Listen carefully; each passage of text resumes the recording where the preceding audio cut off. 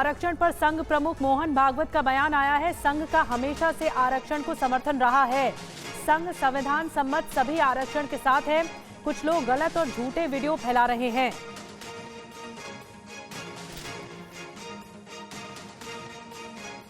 बाहर से तो बात ही अच्छे करेंगे। एक वीडियो घूम रहा है कि संघ वाले बाहर से तो बात ही अच्छे करेंगे, अंदर जाके कहते हैं आरक्षण का हमारा विरोध है, बाहर हम बोल नहीं सकते। अब ये एकदम असत्य बात है, गलत बात है। जब से आरक्षण आया है तब से संविधान सम्मत सारे आरक्षण को संघ पूर्ण समर्थन देता है और संघ ये कहता है कि आरक्षण जिनके लिए है उनको जब तक आवश्यक लगेगा या सामाजिक कारणों से दिया गया है, वो भेदभाव जब तक है तब तक ये आरक्षण जारी रहना चाहिए। आमोद हमारे साथ ज्यादा जानकारी के साथ जुड़े हैं। आमोद, 2-2 कहा गया संघ प्रमुख मोहन भागवत की तरफ से। इससे पहले अमित शाह ने भी आरक्षण के मुद्दे पर क्लियरिटी रखी है। बिल्कुल, देखिए जिस तरह से ये प्रोपेगेंडा फैलाने की कोशिश की जा रही है कि संघ परिवार हो या बीजेपी या उसकी केंद्र सरकार, ये आरक्षण के विरोध में है और संविधान बदलने की कवायद के तहत इसको बार बार प्रोपेगेंडा फैलाने की कोशिश जो की जा रही है विपक्षी दलों के द्वारा कि जैसे सत्ता में मोदी गवर्नमेंट आएगी तीसरी बार तो आरक्षण को खत्म कर दिया जाएगा। उसी आलोक में एक दूसरा वीडियो जो प्रचारित किया जा रहा है कि संघ प्रमुख और संघ के लोग चाहते हैं कि SC ST OBC का आरक्षण खत्म हो जाए। इसको लेकर मोहन भागवत ने कहा है कि ये सरासर गलत है और झूठा जो है वीडियो फैलाया जा रहा है, झूठा जो है आरोप मढ़ा जा रहा है। संघ का ये मानना है कि जब तक जरूरत है देश में तब तक आरक्षण बने रहना चाहिए। किसी भी वर्ग विशेष के लिए जो आरक्षित सीटें हैं या संविधान में जो व्यवस्था है उसको लागू रहना चाहिए जब तक कि उसका सामाजिक पूरा उत्थान नहीं हो जाता है। तो नागपुर में पहले भी मोहन भागवत पिछले साल भी ये बयान दे चुके हैं। पिछली बार भी उन्होंने नागपुर में ये बयान दिया था और अब हैदराबाद में उन्होंने ये बयान दिया है कि आरक्षण के वो विरोधी नहीं है और आरक्षण लागू रहना चाहिए। ये मत है संघ का।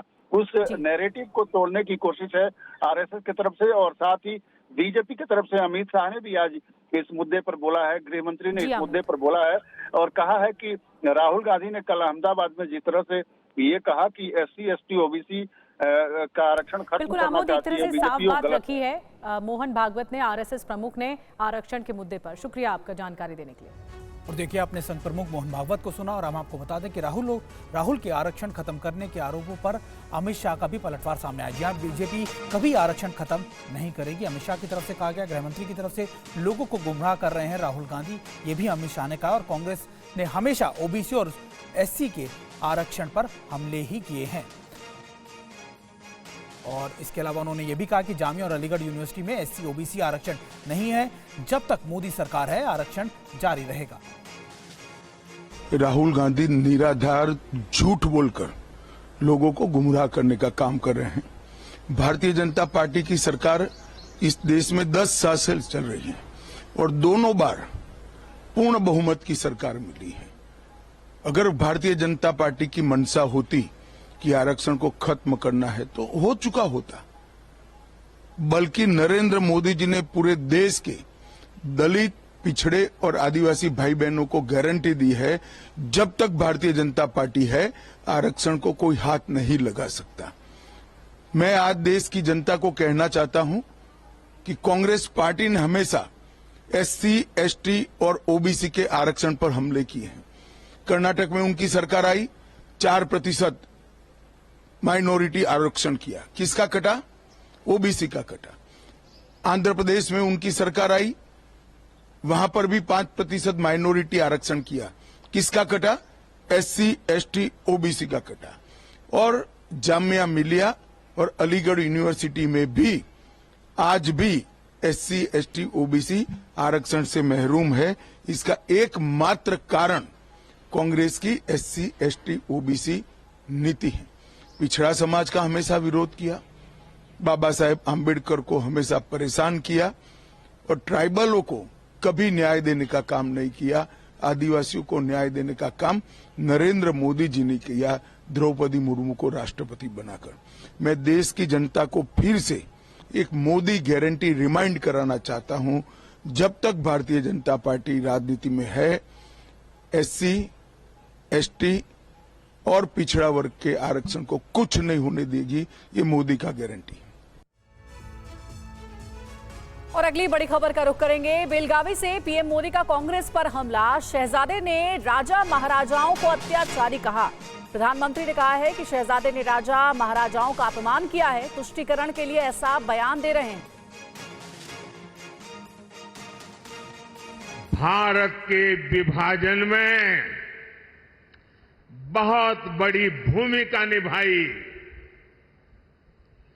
कोई कल्पना कर सकता है क्या बनारस के राजा के बिना बनारस हिंदू विश्वविद्यालय की स्थापना संभव हो सकती थी? क्या महारानी अहल्याबाई होलकर ने मंदिरों का पुनर्निर्माण कराकर हमारे आस्था स्थलों की रक्षा की या नहीं की? मैं गुजरात से आता हूं। मेरा गांव गायकवाड़ स्टेट में पड़ता है। ये बड़ौदा महाराजा थे जिन्होंने बाबा साहब आंबेडकर की प्रतिभा को पहचाना था। उनको बड़ौदा बुलाया, उनकी शक्ति को पहचाना और बाबा साहब आंबेडकर को विदेश पढ़ने के लिए भेजने का काम गायकवाड़ महाराजा ने किया था। ये कांग्रेस के शाहजादे को इन राजा महाराजाओं का योगदान याद नहीं आता है, लेकिन वोट बैंक की राजनीति के लिए वे राजा महाराजाओं के खिलाफ बोलने की हिम्मत करते हैं।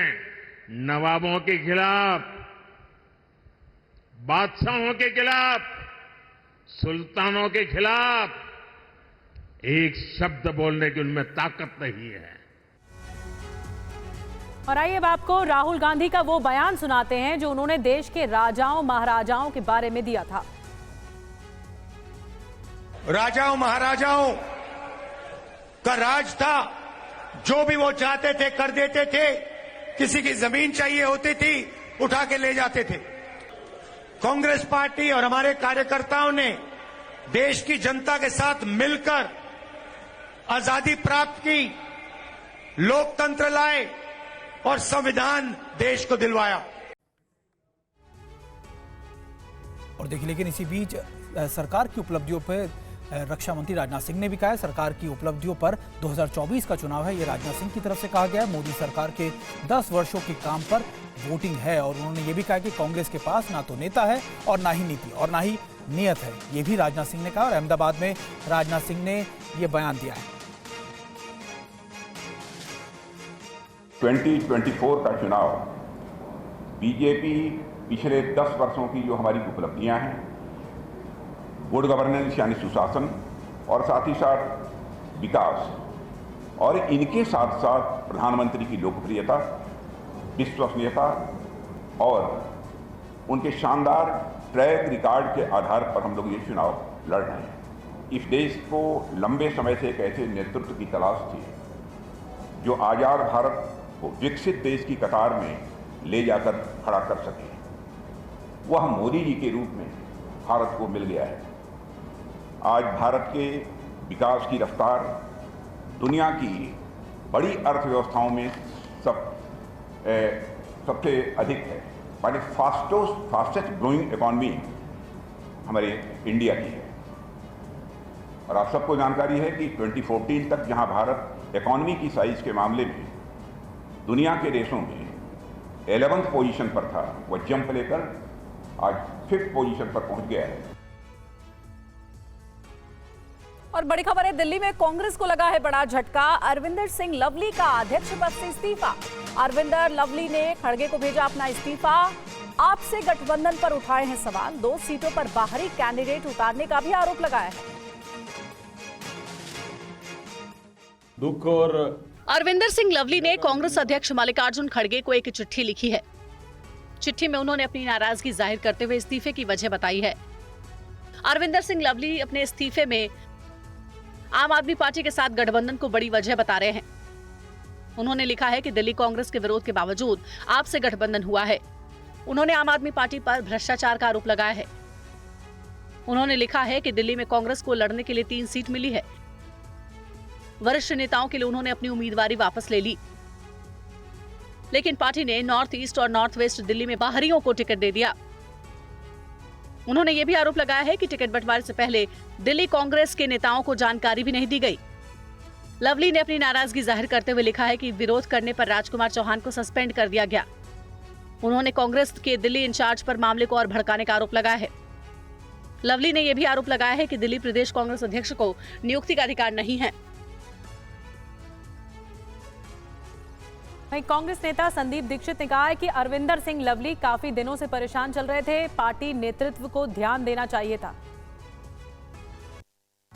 देखिए, दिल्ली में कांग्रेस ऐसी स्थिति में है कि हम संघर्षरत हैं। हम पिछले 8-10 साल से जो दुष्प्रचार हुआ कांग्रेस के खिलाफ, उसके बारे में वापस अपनी पुरानी साख को वापस लाने के लिए हम लोग संघर्ष कर रहे हैं। कांग्रेस का जो भी अध्यक्ष बना है, ये कोई ताज तो है नहीं, एक तरीके से कांटों का ताज है। उसके बावजूद पिछले 6-8 महीने में इन्होंने मेहनत करके खड़ी की। हमारे 2 बड़े कार्यक्रम हुए, आपने देखा होगा, ईस्ट दिल्ली में, उसके बाद इंडिया अलायंस का, उसमें अच्छी खासी भीड़ कांग्रेसियों की आई।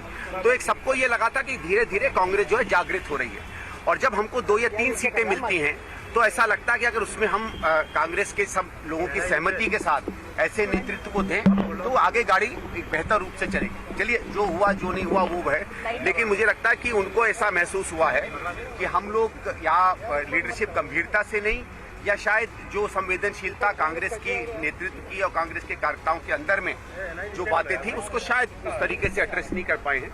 मैं भी बहुत ज्यादा नहीं बोलना चाहता, क्योंकि हम भी कोशिश करेंगे लोगों से ऊपर बात करने की। आप संदीप दीक्षित को सुन रहे थे। दिल्ली कांग्रेस के पूर्व अध्यक्ष सुभाष चोपड़ा ने भी कहा है कि लवली को कुछ शिकायतें उन्होंने भी की थी, उन्होंने अपनी शिकायत जाहिर की थी, पार्टी में इसकी चर्चा होगी।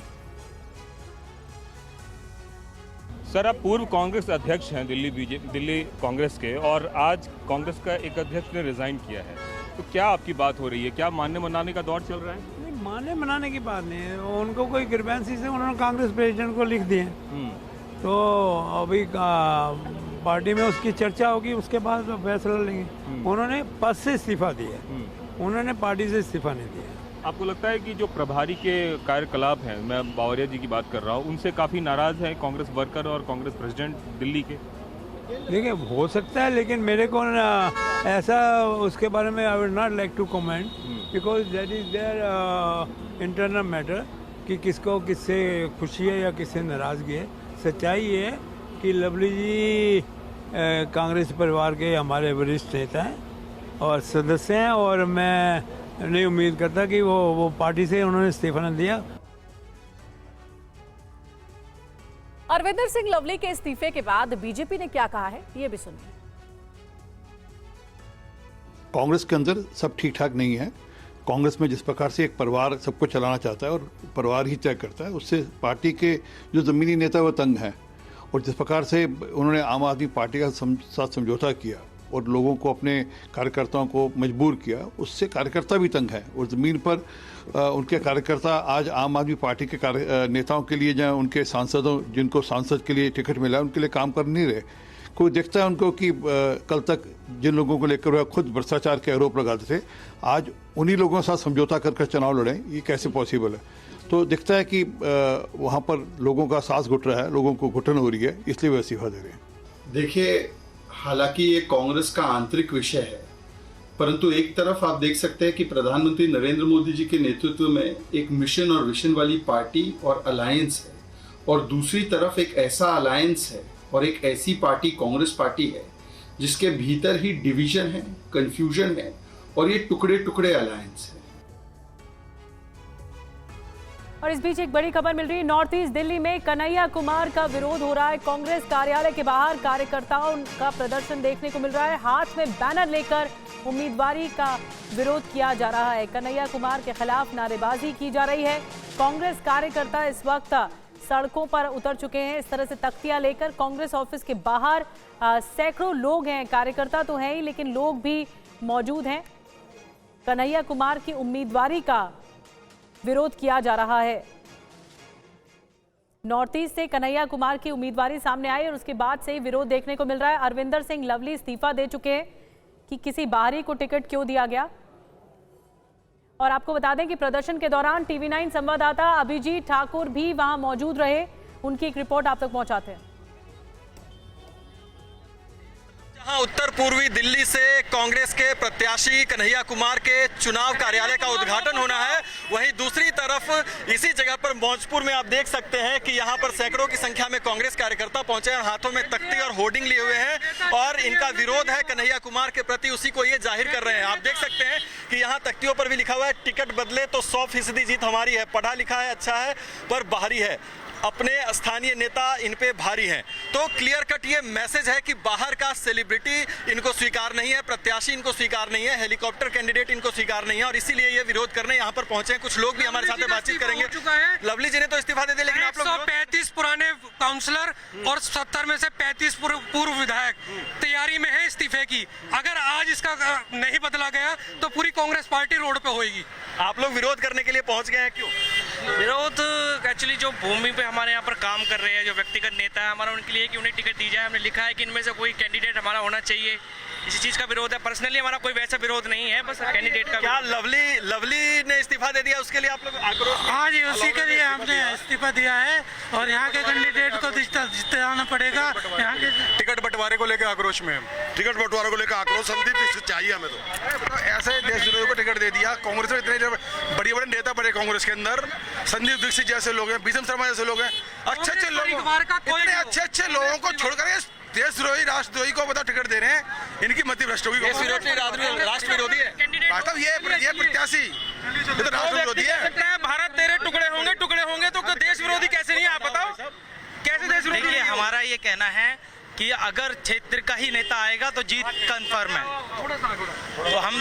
तो बिल्कुल आप देख सकते हैं कि स्पष्ट तौर पर कांग्रेस के प्रत्याशी कन्हैया कुमार पर इन्होंने देश विरोधी और राष्ट्र विरोधी होने का भी आरोप लगाया है। कांग्रेस के ही कार्यकर्ता हैं और अरविंदर सिंह लवली जो कि डीपीसीसी के अध्यक्ष हैं, उन्होंने आज अपना इस्तीफा दिया। उसके बाद आक्रोश में ये उस जगह तक पहुंचने जा रहे हैं जहां पर कन्हैया कुमार के कार्यालय का उद्घाटन होना है। दूसरी तरफ की भी तस्वीरें हम आपको दिखा दें कि यहाँ पर पूरी तैयारी कर ली गई है कांग्रेस के कार्यालय के उद्घाटन की। कन्हैया कुमार अभी तक बेशक यहाँ पर नहीं पहुंचे हैं, उनका 11 बजे पहुंचने का समय था, लेकिन 2 बजने को है और अभी तक वो यहाँ पर नहीं पहुंचे हैं। और क्या ये विरोध ही ये कारण है कि कन्हैया कुमार अभी तक अपने कार्यालय के उद्घाटन में खुद नहीं पहुंचे? अब ये भी एक बड़ा सवाल यहाँ पर हो जाता है, क्योंकि सैकड़ों की संख्या में कांग्रेस के ही कार्यकर्ता कूच कर चुके हैं कांग्रेस के कार्यालय की तरफ और अपना विरोध प्रदर्शन वो जाहिर कर रहे हैं। तो एक तरफ सैकड़ों की संख्या में वो कार्यकर्ता हैं जो कि कन्हैया कुमार के समर्थन में जुटे हुए हैं कार्यालय पर, और दूसरी तरफ ये कार्यकर्ता हैं जो कि कन्हैया कुमार के विरोध में उनके कार्यालय की तरफ बढ़ रहे हैं। अब ऐसे में देखना होगा कि किस तरह की स्थिति जब ये कार्यालय तक पहुंचते हैं तो पैदा होती है। तो हम इनके साथ ही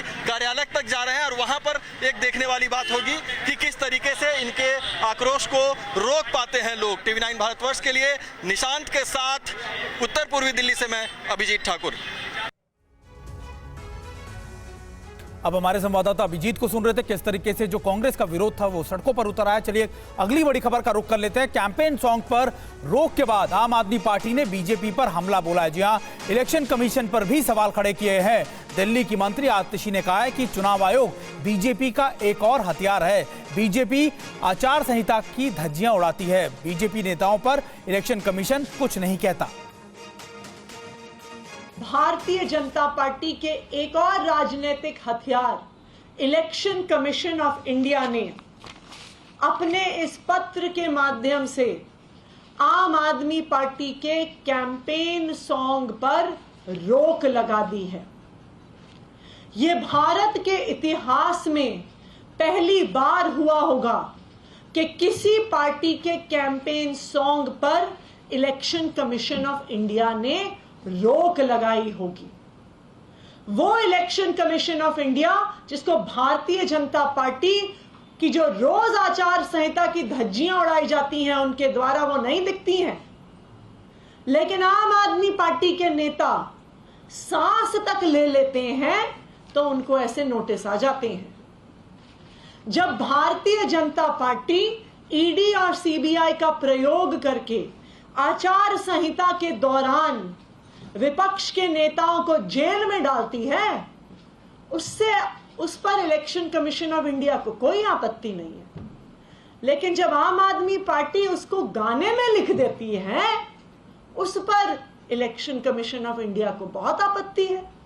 वो कहते हैं कि जेल का जवाब वोट से देंगे ये रूलिंग पार्टी को और एजेंसीज को बहुत पुअर लाइट में दिखाता है। और वहीं दिल्ली में जैसे जैसे मतदान की तारीख नजदीक आ रही है, आम आदमी पार्टी का चुनाव प्रचार भी तेज होता जा रहा है। आज केजरीवाल के समर्थन में वॉकथॉन का आयोजन किया गया और आम आदमी पार्टी ने दावा किया है कि दिल्ली की जनता इस बार सबक सिखाएगी। वॉकथॉन के जरिए आम आदमी पार्टी ये बताना चाहती है कि इस बार दिल्ली की आम जनता प्रचार पर उतरी है। सरकार में मंत्री आतिशी ने दावा किया है कि इस बार यही आम लोग दिल्ली में बीजेपी को हराने का काम करेंगे। पार्टी ने ये वॉकथॉन केजरीवाल के समर्थन में किया।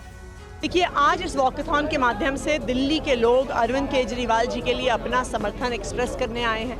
भारतीय जनता पार्टी ने ये सोचा था कि वो अरविंद केजरीवाल जी को जेल में डाल देंगे तो आम आदमी पार्टी प्रचार नहीं कर पाएगी, लेकिन आज आम आदमी पार्टी नहीं प्रचार कर रही है। आज दिल्ली के लोग आम आदमी पार्टी के लिए प्रचार कर रहे हैं, अरविंद केजरीवाल जी के लिए प्रचार कर रहे हैं। आम आदमी पार्टी केजरीवाल के जेल जाने के बाद से ही जेल का जवाब वोट से देने का अभियान चला रही है। इसमें हम सब लोग पैदल चल के एक वॉकथॉन के माध्यम से युवाओं के अंदर ये संदेश दे रहे हैं कि जिस तरीके से अरविंद केजरीवाल को जेल में डाला गया है उसका जवाब अपनी वोट से देना है और भारतीय जनता पार्टी को बता देना है। और इस बीच मुंबई नॉर्थ सेंट्रल से बीजेपी उम्मीदवार और मशहूर वकील उज्जवल निकम ने आज मंदिर में पूजा अर्चना की है।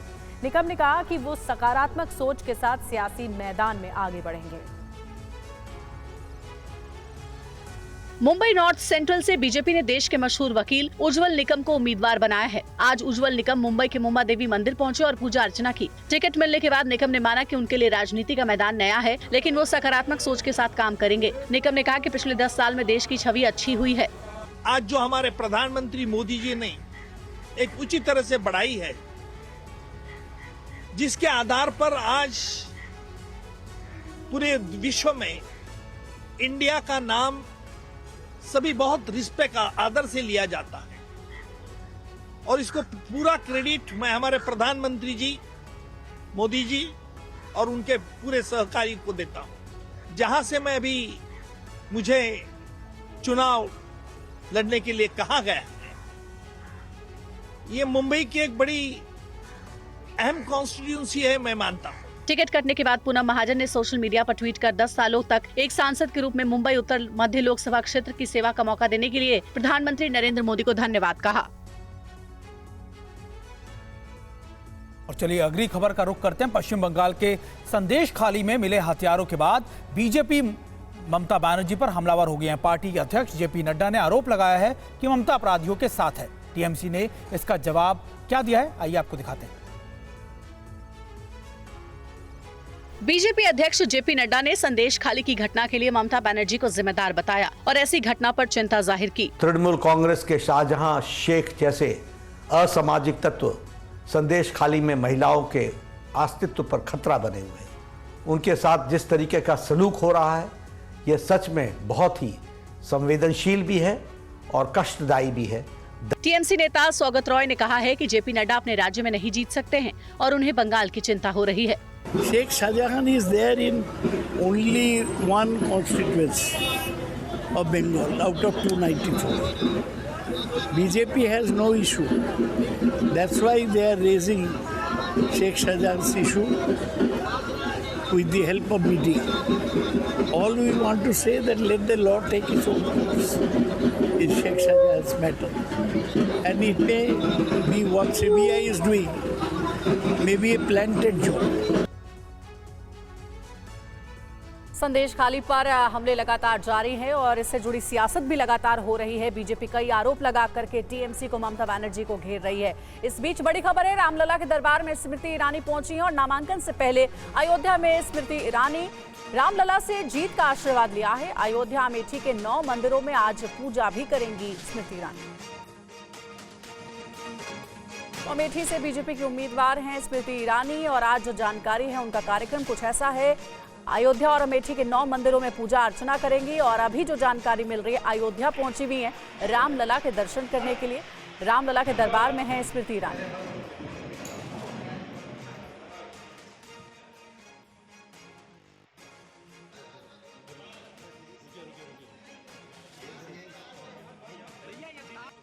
आज मैं अपने आप को भाग्यशाली समझती हूँ कि एक ऐसे युग में जन्मी जिसने हमारे लाला को टेंट से भव्य मंदिर में भव्य समारोह में प्रतिष्ठित होते देखा। आज विशेषतः संतों का सानिध्य पाकर, उनका स्नेह और आशीर्वाद पाकर मनोबल न सिर्फ बढ़ता है बल्कि पुण्य पथ पर चलने के लिए आज पुनः इनसे प्रेरणा पा रही हूँ। श्री रामलला के चरणों में राष्ट्र की प्रगति, प्रधान सेवक के अच्छे स्वास्थ्य और भारत के वैभव की प्रार्थना कर। और इस पूरे कार्यक्रम पर देखिए हमारे सहयोगी पंकज झा की एक रिपोर्ट। केंद्रीय मंत्री स्मृति ईरानी जो अमेठी से बीजेपी की उम्मीदवार हैं, नामांकन से पहले दर्शन यानी मंदिर जा जाकर दर्शन कर रही हैं। यहाँ अयोध्या आई और सबसे पहले उन्होंने अयोध्या में रामलला के दर्शन किए, फिर हनुमानगढ़ी गई जहाँ उन्होंने बजरंगबली के दर्शन किए और फिर वो आई यहाँ पर महंत नृत्य गोपाल दास से मिलने, उनका आशीर्वाद लिया। स्मृति ईरानी ये बात समझाने में जुटी है कि किस तरीके से राम मंदिर भी एक मुद्दा है, क्योंकि इस बीच में इस बात की खबर आई थी कि राहुल और प्रियंका भी जा सकते हैं रामलला के दर्शन करने। इस बात को योगी आदित्यनाथ जो कि यूपी के मुख्यमंत्री हैं, उन्होंने भी इसे उठाया इस मुद्दे को कि अब जब चुनाव आया है तो उन्हें याद आ रही है भगवान राम की। स्मृति यहाँ से निकली हैं दर्शन करके। तो कुल मिलाकर एक तरीके से अभी तक तो ये फैसला नहीं हुआ है कि रायबरेली और अमेठी से राहुल गांधी और प्रियंका गांधी में से कौन चुनाव लड़ेगा। केंद्रीय चुनाव समिति की जो कांग्रेस की बैठक हुई उसमें भी इस बात पर फैसला नहीं हुआ है। लेकिन स्मृति ईरानी बीजेपी के उम्मीदवार हैं, तीसरी बार चुनाव लड़ेंगी और नामांकन से पहले एक तरीके से फिर से वो हिंदुत्व जो एक तरीके से प्रधानमंत्री नरेंद्र मोदी भी मंगलसूत्र और कांग्रेस के न्याय पत्र को जिस तरीके से वो पेश कर रहे हैं कि किस तरीके से मुसलमानों के बीच संपत्ति का बंटवारा होगा। योगी आदित्यनाथ शरीयत लॉ की बात कर रहे हैं और इस तरीके से पूरे माहौल को गरमाने की कोशिश की जा रही है। और उससे पहले भी रामलला के दर्शन कर एक तरीके से स्मृति ईरानी राहुल और प्रियंका को चुनौती देने में जुटी हैं।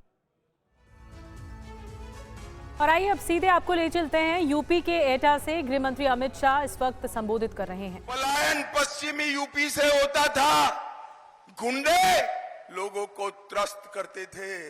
भाइयों बहनों, आपने भाजपा सरकार 17 में बना दी। योगी आदित्यनाथ के शासन में लोग पलायन नहीं कर रहे हैं, गुंडे पलायन कर रहे हैं, गुंडे पलायन कर रहे। भाई और बहनों, Purvanchal expressway, Bundelkhand expressway, Gorakhpur link expressway, Ballia expressway, Ganga expressway, ये सारे एक्सप्रेसवे बनाकर मोदी जी ने यूपी में रोडों का जाला बनाया।